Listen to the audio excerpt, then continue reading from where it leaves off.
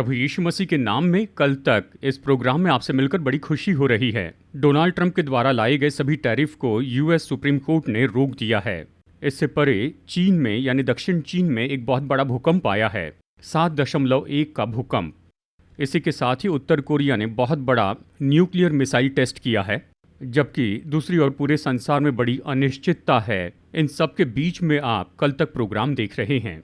आइए कल तक में आगे बढ़ते हैं। कल तक में हम दो बहुत ही महत्वपूर्ण बातों को देखेंगे। सबसे पहले ईरान और अमेरिका की समस्या। कल तक की सारी बातों को देखें तो सबसे महत्वपूर्ण बात, अमेरिका के 12 समुद्री जहाज जो कभी नहीं देखे गए, वो पश्चिमी एशिया के समुद्र में ओमान के समुद्री तट पर देखे गए हैं। ये 12 तो नाश करने वाले, इनका नाम है डिस्ट्रॉयर। अब्राहम लिंकन नाम का इनका नंबर 1 जहाज भी वहां पर है, युद्ध का जहाज। इस तरह के 12 जहाज वहां पर हैं। इस शनिवार के पहले उन्होंने ये घोषित किया। कल तक प्रोग्राम देखने के पहले वो हमला करेंगे, इस तरह से कहा गया है। शनिवार के पहले हम हमला करेंगे, इस तरह ट्रंप ने अनाउंस किया है।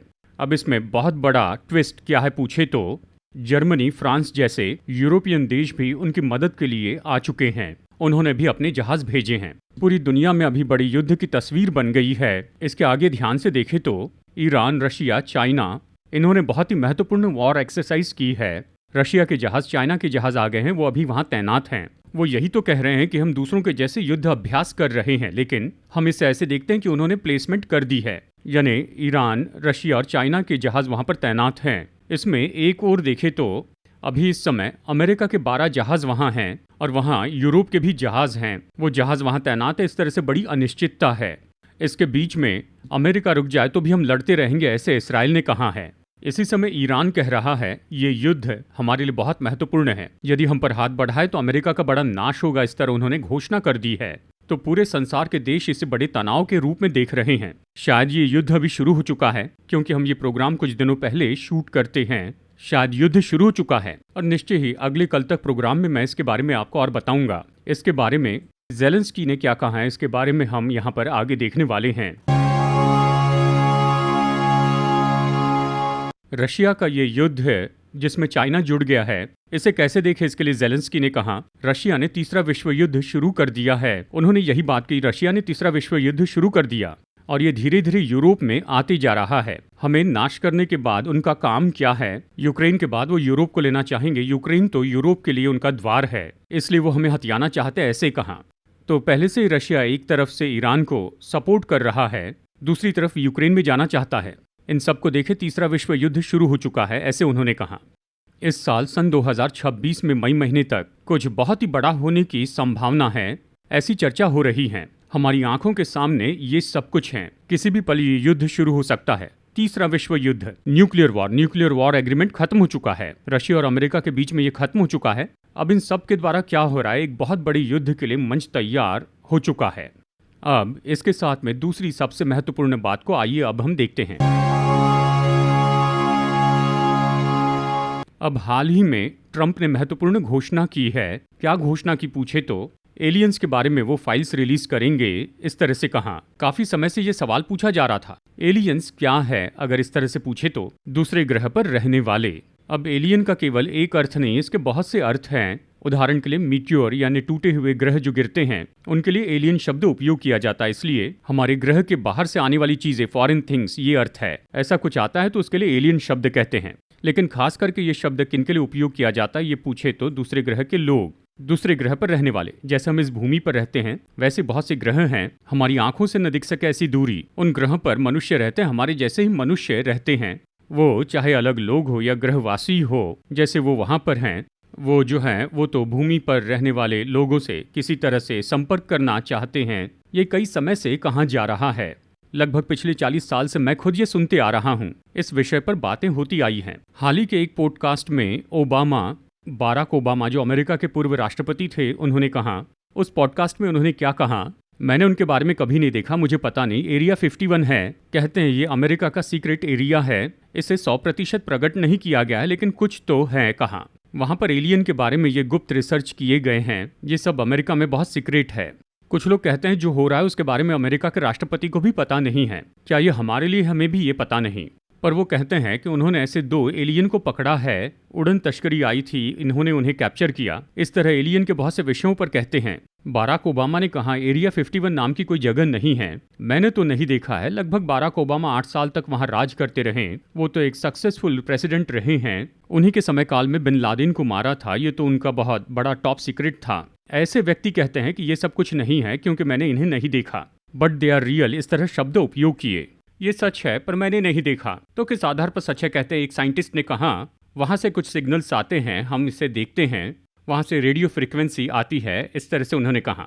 ये किस हद तक सच है अगर ये जानना है तो हाल ही में जब इसके बारे में सवाल पूछा गया तो अमेरिका के राष्ट्रपति डोनाल्ड ट्रंप ने कहा इसके बारे में निश्चय मैं आपको रिपोर्ट दूंगा, इस तरह से उन्होंने कहा। ठीक है, इसके पीछे में जो सच है, वचन का सच क्या है अगर ये पूछे तो हम जो जानते हैं उसके बारे में पहले ही बताया है। जहां तक कि हम जानते हैं बाइबल के अनुसार परमेश्वर ने मनुष्य को इस पृथ्वी पर बनाया है। बाहरी ग्रह के निवासी के बारे में जहां तक कि हम जानते हैं दूत हैं, आकाशमंडल की आत्मिक सेना इस तरह है। उससे भी परे स्वर्गदूत हैं जो स्वर्ग में हैं, इस तरह से हम कहते हैं। इससे परे बाहरी ग्रहवासी के बारे में क्या कहें अगर ये पूछे तो? जो लोग मर गए, जो पवित्र लोग मर गए, वो तो स्वर्गलोक में चले गए थे, लेकिन वो वापस आएंगे इस तरह नहीं लिखा है। अब जो कॉन्सेप्ट है ना कि वो वापस आएंगे, इस तरह का कोई विचार नहीं है। अब्राहम की गोद में लाजर के बारे में सुनते हैं, वहां जो जाता वो वापस नहीं आ सकता लिखा है। बाइबल इस तरह कहती है जैसे मनुष्यों के लिए एक बार मरना और उसके बाद न्याय का होना नियुक्त है, इस तरह लिखा है। तो एक बार हो गया यानी बस इतना ही है। कुछ लोग कहानी बताते हैं जो मर गए वो आए, मेरे साथ बैठकर बातें की, आए गए, ऐसे कहते हैं ना। इस समय में जैसे अगर ये कहानी बताई जाए तो उनमें से 1% भी सही नहीं है। वो क्यों सच नहीं है अगर ये पूछे तो? ये पवित्र लोग वापस आने के बजाय अगर पौलुस और पतरस फिर आ जाते, अगर वो प्रचार करते तो अंतिम समय में कितना बड़ा रिवाइवल होता। यानी इस तरह पवित्र लोग मर गए, चले गए और फिर से आए, वो आकर प्रचार करते हैं, ये मैंने देखा। ये सब तो कहानियां होती हैं। परमेश्वर के वचन के अनुसार इन बातों के लिए कोई आधार नहीं। हम ऐसा कुछ नहीं देखते। इससे भी परे जाकर कहूंगा, वचन के अनुसार जब कोई मरता है यानी पवित्र लोग जो मरते हैं वो सब बदल जाते हैं, वो प्रभु के स्वरूप में बदल जाते हैं। यदि वो वापस आए तो हम उन्हें कैसे देख पाएंगे? ये सब तो मनुष्य की कल्पना है। आत्मा में भरकर भावुक होकर कुछ बोलते जो उन्हें खुद पता नहीं, लेकिन वचन के अनुसार मरने के बाद स्वर्ग में जाते हैं, इतना ही, काम खत्म। तो वो वापस नहीं आएंगे। स्वर्गदूत आते और जाते हैं। बाइबल में हम देखते हैं दानियल के पास आया, मरियम के पास आया था। बहुत से लोग कहते हैं मैंने स्वर्गदूत को आते और बोलते हुए देखा, लेकिन क्या है? दानियल से बात करने वाला, मरियम से बात करने वाला, यूसुफ से बात करने वाला। और जैसे ये लोग कहानी में बताते हैं कि स्वर्गदूत आया, उसने मेरे साथ में टिफिन खाया, या जब वो नहा रहे थे तो दरवाजा बंद कर दिया। इन सब को देखिए, ये बाइबल के अनुसार नहीं है। प्रार्थना करते समय शायद आएंगे, मनन करते समय आएंगे, सुबह उठाएंगे, ये सब हैं, लेकिन ये अलग हैं। मैं इससे कैसे सहमत हूँ मुझे नहीं पता, लेकिन ये वचन के अनुसार नहीं है। चलिए इसे एक तरफ रखते हैं। स्वर्गदूतों को रेडियो फ्रीक्वेंसी में नहीं देख सकते हैं। उन्होंने उनसे बातचीत करने की कोशिश की, इस तरह से बहुत से लोग कहते हैं। कुछ साल पहले एक महिमा में स्वर्गदूत आया था, इस तरह कहते हैं, लेकिन जब उसे अच्छे से देखा तो वो केवल झूठी बात निकली। वो एआई में जैसे करते उस समय की टेक्नोलॉजी में किया था, इस तरह साबित किया गया है। इस तरह बहुत से आकाश में हाथ दिखा, पैर दिखा, इन पर विश्वास मत कीजिए, ये बाइबल में नहीं है। तो फिर ये एलियन की कहानी क्या है? इसके बारे में जैसे मैंने आपको पहले बताया, सबसे महत्वपूर्ण बात हर्मगदोन के युद्ध के समय जो बात होने वाली है, कलीसिया उठाए जाने के बाद 7 साल का क्लेश काल है। क्लेश काल के अंत में यीशु अपने पवित्र लोगों के साथ में आएंगे। देखो, प्रभु अपने लाखों पवित्रों के साथ आया। यहूदा 14 और 15 में ये है जहां हनोक ने कहा। प्रकाशित वाक्य अध्याय 20 में भी हम इसके बारे में देखते हैं। उसी तरह हर्मगदोन के युद्ध के बारे में हम पढ़ते हैं। अगर इस कॉन्सेप्ट से हम इसे देखें तो प्रकाशित वाक्य 16:16 में ये है। अगर आप देखें तो यीशु को अपने हजारों पवित्रों के साथ आना है। वो अभी जिस तरह से कह रहे हैं एलियन के बारे में, वो तो इस तरह से बातें करते हैं, वो बाइबल से ली हुई एक कहानी है। तो यीशु आत्मा है, परमेश्वर आत्मा है, और जो आएंगे वो भी उसी के जैसे होंगे। पहला यूहन्ना अध्याय 3 वचन 1 और 2, उसके साथ आने वाले उसके जैसे होंगे। जब ऐसा होगा तो एक बहुत बड़ा समूह इस भूमि पर आएगा, युद्ध करके भूमि जीत लेंगे और परमेश्वर का 1000 साल का राज्य शुरू होगा। दुष्टों को और उनके साथ में जो एंटी क्राइस्ट है सबको खत्म करेंगे। वचन कहता है इसी कहानी को शैतान ने अपने नजरिए से फैला दिया है। वो आसमान से आएंगे, हमें बंदी बनाएंगे। जो कहानी बता रहे सच है, लेकिन वो जो कहते हैं ना एलियन है, वो कौन है? आने वाले प्रभु और उसके साथ के आने वाले पवित्र लोग। ये युद्ध है और ये तो हर्मगदोन का युद्ध है, वो कहते हैं। इसलिए अभी से लोगों के मन में ये बीज बोए गए हैं। गौर से देखे तो उत्पत्ति 3:15 में परमेश्वर ने कहा तेरे वंश में और इसके वंश के बीच में बैर उत्पन्न करूंगा। उसके बाद में उसने क्या किया? शैतान पहले उठे के मारने के काम में लगा है। फिर यीशु मसीह आए, लोगों को बचाया। शैतान ने पहले उठे को मारना चाहा, मूसा के समय में भी ऐसे ही हुआ, लेकिन यीशु मसीह इन सबको पार करके आए, यहाँ पैलोठे के बारे में क्यों कहा गया है? पैलोठे की कहानी है, पैलोठे को बलिदान करते थे, ये सारी कहानियां हैं। इसे क्यों बनाया गया, शैतान ने इसे क्यों बनाया कि यीशु का जन्म न हो सके। इसी तरह से जब यीशु आएंगे और राज्य करने लगेंगे, उसके लिए कहानी बताई गई है। कौन सी कहानी बताई गई पूछे तो एलियंस आएंगे, हमें पकड़ लेंगे, उनके बारे में बहुत सी बातें कही जा रही हैं। लेकिन यीशु मसीह आएंगे कलीसिया उठाए जाने के बाद। अभी हम ऐसे समय में आए कि कलीसिया किसी भी समय उठाई जा सकती है। फिर 7 साल का क्लेश काल है। उन 7 साल में आकाश के बहुत से ग्रह गिरेंगे, ये सब बाइबल में बताया है। ये सब कुछ होगा और उसके बाद में अंत होगा। और इस तरह से पूरी बड़ी कहानी बनाकर बताया गया कि एलियंस आएंगे। जब उपग्रह गिरते हैं तो क्या कहते हैं? एलियंस वहां पर लड़ रहे हैं। अब तक के किसी भी समय काल में ऐसे उपग्रह नहीं गिरे थे। ये कोई साधारण बात नहीं है, हमसे कोई लड़ना चाहता है। इस तरह की कहानियां बताते हैं। कहते हैं अंत में यीशु मसीह और उसके लोग आएंगे, यानी पवित्र लोग आएंगे। इसके लिए ये कहते हैं कि एलियंस आएंगे, इस तरह वो कहानी बताते हैं। उन्हें तैयार करने के लिए शैतान ने लोगों के मन में इस तरह के विचार रखे हैं। ये फाइनल वॉर, एंटी क्राइस्ट और जीसस क्राइस्ट का अंतिम युद्ध है, और इसी के लिए इतनी कहानियां बताई जा रही हैं। एलियंस केवल कहानी है। इनके बारे में अभी इस समय तक विज्ञान ने कोई सबूत नहीं दिए हैं। वो सबूतों के जैसे उसे दिखाते हैं। सृष्टि के बारे में विज्ञान कहता है, लेकिन इसका सबूत क्या है? अब तक 100% प्रूफ तो किसी में नहीं दिया है। बंदर से इंसान बना ये पार्ट है।